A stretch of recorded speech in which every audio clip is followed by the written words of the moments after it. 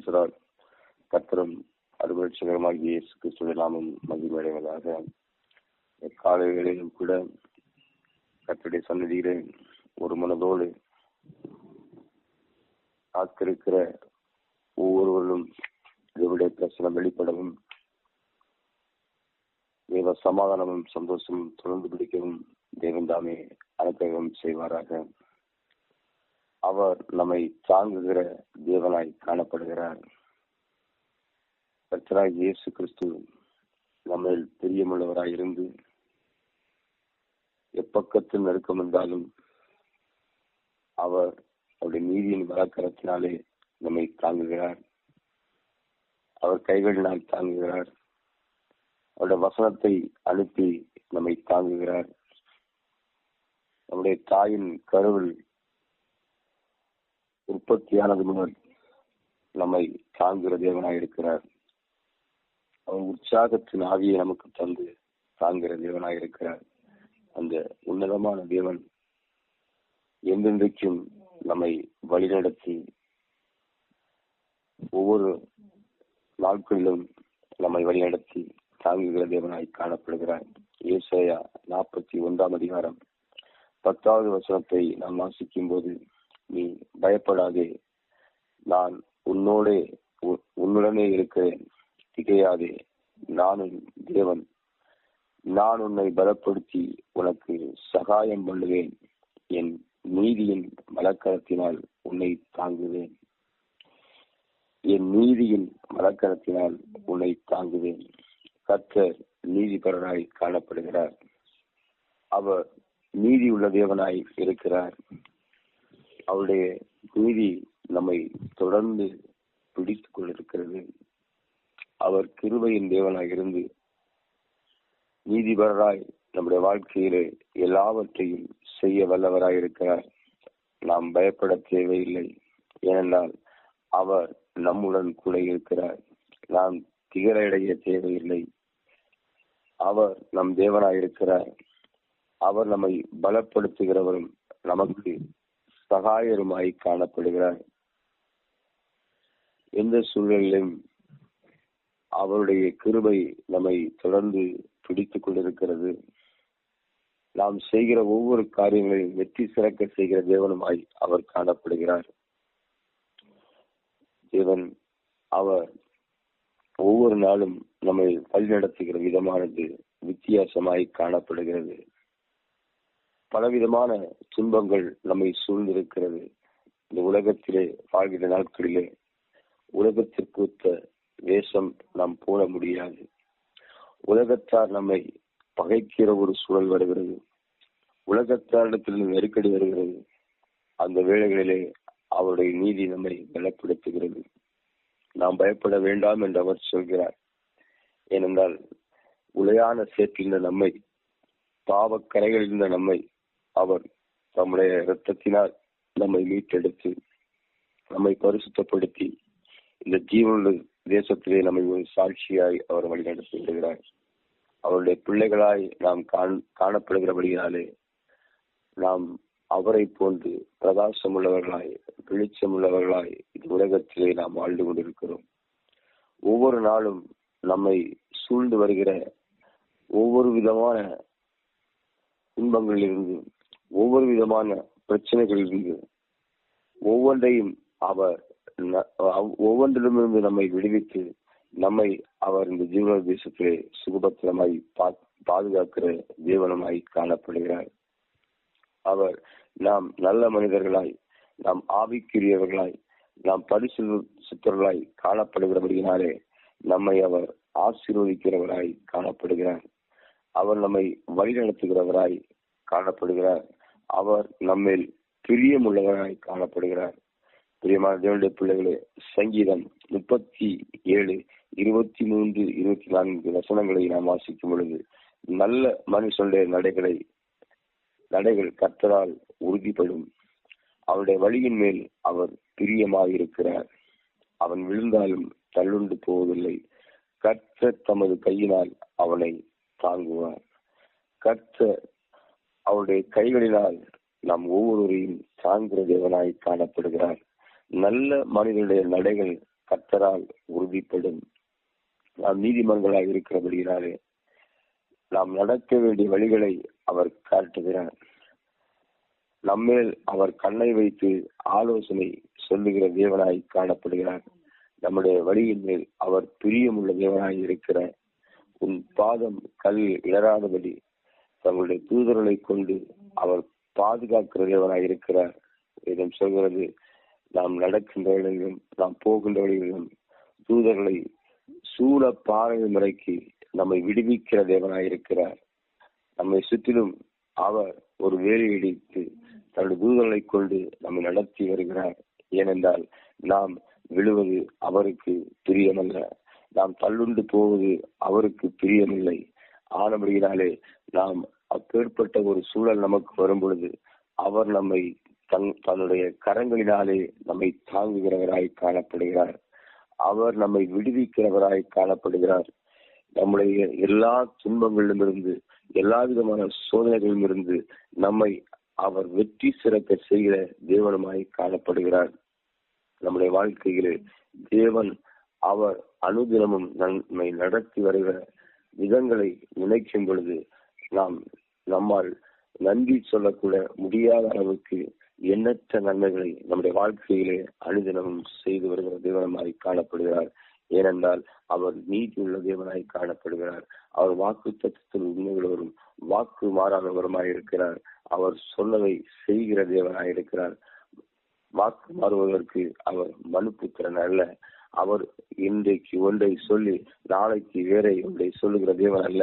ஏனென்றால் அவர் மூலமாய் நீதியான இந்த உலகத்திற்கு வெளிச்சமாய் வந்து கொண்டிருக்கிறது. இந்த உலகத்தில் உள்ள ஒவ்வொருவரும் ரட்சிக்கப்பட வேண்டும் என்பதே அவருடைய வாஞ்சையாய் காணப்படுகிறது. ஏனென்றால் வேதம் சொல்கிறது, அவர் வார்த்தையின் தேவனாய் காணப்படுகிறார். ஆதியிலே வார்த்தை இருந்தது, அந்த வார்த்தை மாம்சமாக வந்து இன்றைக்கு நமக்குள்ளே ஜீவித்துக் கொண்டிருக்கிறது. அந்த மாம்சமாக அந்த வார்த்தை நமக்குள்ளே வரும் பொழுது தேவன் நம்முடைய வாழ்க்கையிலே பெரிய காரியங்களை செய்வார்.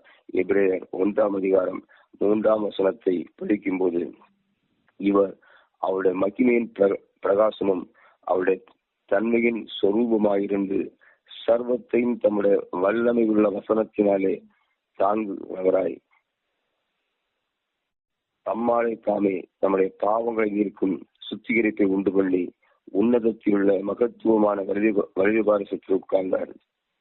சர்வத்தையும் தம்முடைய வல்லமை உள்ள வசனத்தினாலே தாங்குகிறவராய் காணப்படுகிறார்.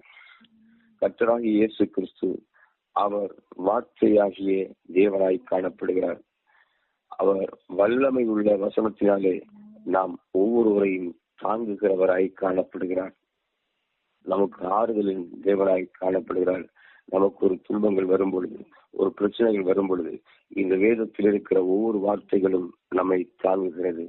இந்த வேதத்தில் இருக்கிற ஒவ்வொரு வார்த்தைகளும் நம்மை தப்புவிக்கிறது. இந்த வார்த்தைகள் ஆமென் என்றும் ஆமென் என்றும் காணப்படுகிறது. ஒவ்வொரு வார்த்தைக்கும் ஒவ்வொரு விதமான பலன் காணப்படுகிறது, வல்லமை காணப்படுகிறது. அவருடைய மகிமையின் பிரகாசம், தேவ குமாரனாகிய இயேசு கிறிஸ்து அவர் மகிமையின் தேவனாய் காணப்படுகிறார். அவர் பிரகாசம் உள்ளவராய் காணப்படுகிறார். வேதம் சொல்கிறது, அவரை நோக்கி பார்த்து பிரகாசம் அடைந்தார்கள், அவர்கள் வெட்கப்பட்டு போகவில்லை. கர்த்தராகிய இயேசு கிறிஸ்துவை நோக்கி பார்க்கிற யாவரும் வெட்கமடையாதபடி அவரை போல பிரகாசம் உள்ளவர்களாய் நாம் மாற முடியும். நாம் பரிசுத்தமான வாழ்க்கை வாழ்ந்து அவரையே அண்டி இருக்கும் பொழுது அவருடைய பிரசனம் நம்ம வெளிப்படுவது மாத்திரமல்லாமல் நாமும் பிரகாசம் உள்ளவர்களாய் மாறுவோம். அநேகருக்கு வெளிச்சம் கொடுக்கத்தக்கதாய், அநேகர் நம்மிடத்தில் வரத்தக்கதாய், கர்த்தராகிய இயேசு கிறிஸ்துவை அநேகர் ஏற்றுக்கொள்ளத்தக்கதாய் அவர் நம்மை எடுத்து பயன்படுத்த வல்லமை உள்ளவராய் காணப்படுகிறார்.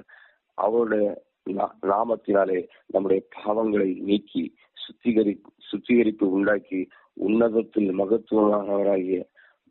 மகத்துவமுள்ள தேவனாகிய இயேசு கிறிஸ்து நம்மை ஒவ்வொருடைய இருதயத்தையும் ஆராய்ந்து பார்த்து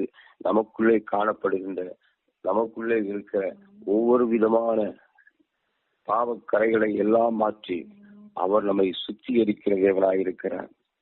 ஏனென்றால் அவர் நமக்குள்ளே அவருடைய வசனத்தை அனுப்பி நம்மை அவர் பாதுகாத்து வருகிறார். நம்மை அவர் சுத்திகரித்து நம்மை வழிநடத்தி வருகிறார்.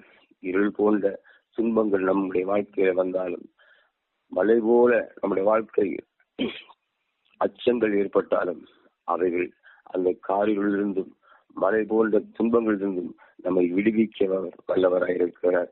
ஏனென்றால் நாம் தாயின் கருவில் உற்பத்தியானதுகளே நம்மை அவர் தெரிந்து கொண்ட தேவனாயிருக்கிறார். அவர் நம்மை வழிநடத்துகிற தேவனாயிருக்கிறார். ஏசாயா 46 அதிகாரம் 3-4 வசனங்களை பார்க்கும் பொழுது, யாக்கோபின் சந்ததியாரே, இஸ்ரவேல் சந்ததியில் மீதியாகிய சகல ஜனங்களே, எனக்கு செவி கொடுங்கள். தாயின் வயிற்றில் தோன்றினது முதல் உங்களை ஏந்தி தாயின் கற்பத்தில் உற்பத்தியானது முதல் உங்களை தாங்கினேன். உங்கள் முதிர் வயது வரைக்கும் நான் அப்படி செய்வேன். நிறைய வயது மட்டும் நான் உங்களை தாங்குவேன். நான் அப்படி செய்து வந்தேன். இனிமேலும் நான் ஏந்துவேன், நான் சுமப்பேன், நான் தப்புவிப்பேன். பிரியமான தேவனுடைய பிள்ளைகளே, அவர் இஸ்ரவேல் ஜனங்களை நோக்கி கேட்கிறார், எனக்கு செவி கொடுங்கள். நான் தாயின் வயிற்றில் தோன்றின முதல் உன்னை ஏந்தி தாயின் கற்பத்தில் உற்பத்தியானது முதல் உன்னை தாங்கினேன் என்று சொல்கிறார். அவருக்கு செவி கொடுக்கிற ஒவ்வொருவரையும் அவர் தாங்க வல்லவராயிருக்கிறார். அவர் ஏந்த வல்லவராயிருக்கிறார். அவர் நம்மை வழிநடத்த வல்லவராயிருக்கிறார். ஏனென்றால் நாம் ஒரு இஸ்ரவேல் சந்ததியாய் காணப்படுகிறோம். ஆபிரகாமின் புத்திரர்களாய் காணப்படுகிறோம்.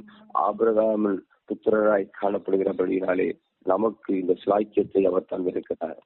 நமக்கு இந்த கிருபையை அவர் தந்திருக்கிறார். நாம் நிற்பதும் நிர்மூலமாக இருப்பதும் அவருடைய கிருபையாய் காணப்படுகிறது.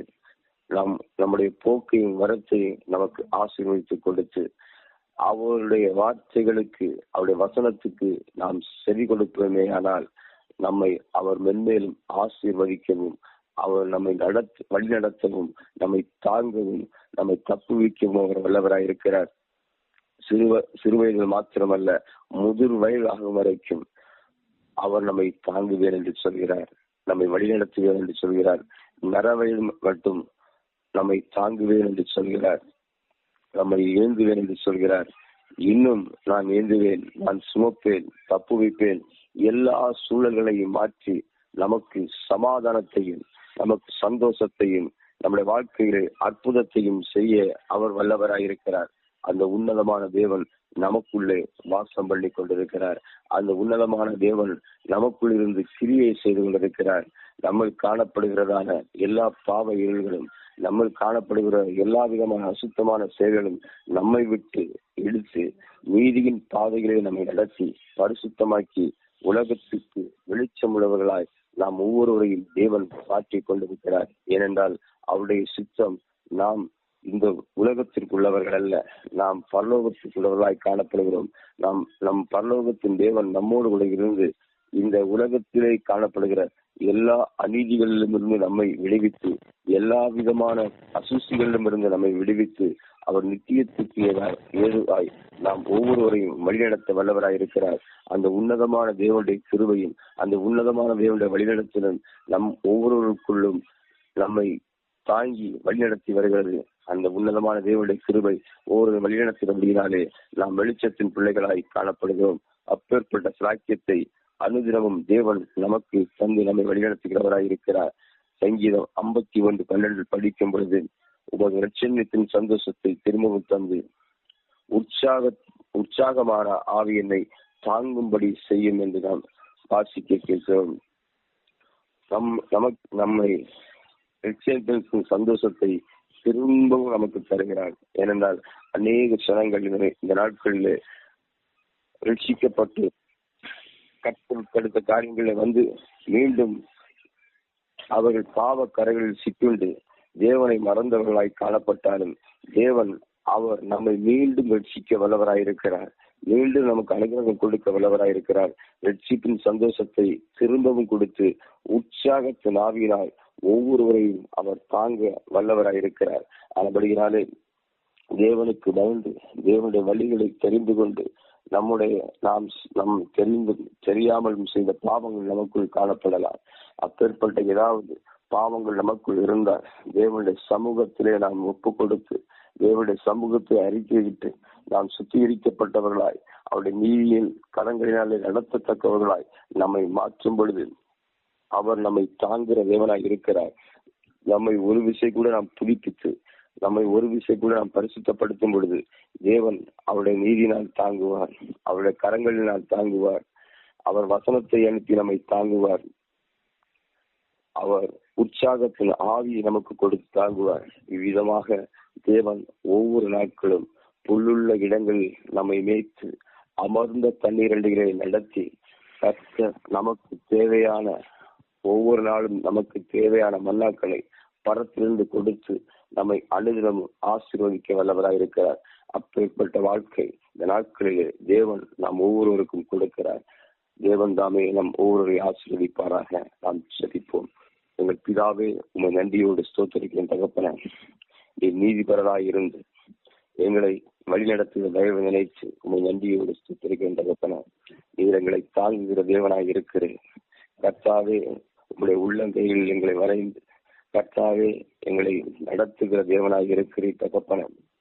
உங்களுடைய வசனத்தை எங்களுக்கு கொடுத்து எங்களுக்கு தேவையான மன்னாக்களை ஒவ்வொரு நாளும் தந்து வசனத்தின்படி எங்களை வழிநடத்தி வருகிற தயவை நினைத்து நன்றியோடு ஸ்தோத்திரிக்கிறேன் தகப்பனே. கர்த்தாவே, உலக தோற்றத்திற்கு முன்பாகவே எங்களை தெரிந்து கொண்டு கர்த்தாவே இந்த நாட்களிலே இந்த உலகத்திலே கர்த்தாவே நடக்கத்தக்க கிருபையும் ஆரோக்கியத்தையும் ஒவ்வொன்றையும் அந்நியம் தந்து வழிநடத்தி வருகிறது. அதற்காக ஸ்தோத்திரம் தகப்பனே. இன்னும் தகப்பனே, உங்களை இன்னும் அதிகமாக நெருங்கி வரவும் அதிகமான உற்சாகத்தின் ஆவி எங்களுக்கு தரவும் என் தேவனை கிருபை செய்வீராக. சகலமும் உங்களை நாம மகிமடையட்டும். எங்களை தாழ்த்தி சமூகத்தில் ஒப்புக் கொடுக்கிறோம். மெய்ப்பெருமைப்பெருமான இயேசு கிறிஸ்துவிலே ஏற்பட்ட நாமத்தில் ஜெபிக்கிறேன். ஜெபத்தை கேளும் ஜீவனுள்ள பிதாவே. ஆமென்.